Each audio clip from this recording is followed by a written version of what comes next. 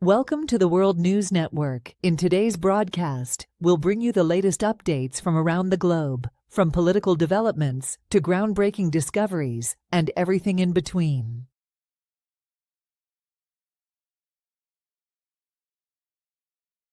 From whale sightings to a first lady, April Fool's pranks across Hampton Road. Whether you're a jokester or not, it's hard to steer clear of antics on April 1, and this April Fool's Day was no different, as multiple Hampton Roads agencies joined in on the fun with fictitious social media posts that were almost believable.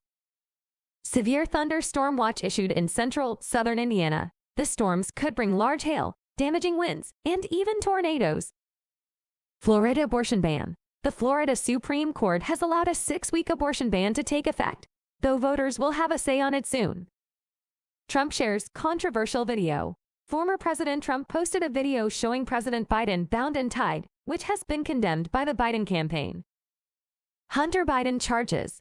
A judge has rejected Hunter Biden's request to dismiss federal tax charges against him.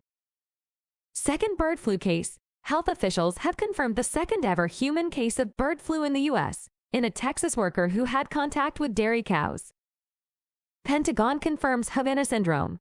A senior Defense Department official is reported to have experienced symptoms of Havana syndrome, a mysterious illness affecting U.S. personnel overseas.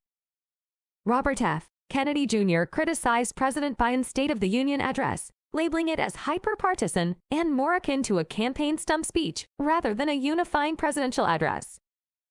A Pakistani court suspended Imran Khan's jail sentence in a corruption case. The Prime Minister assured foolproof security for Chinese nationals amid violence in the East.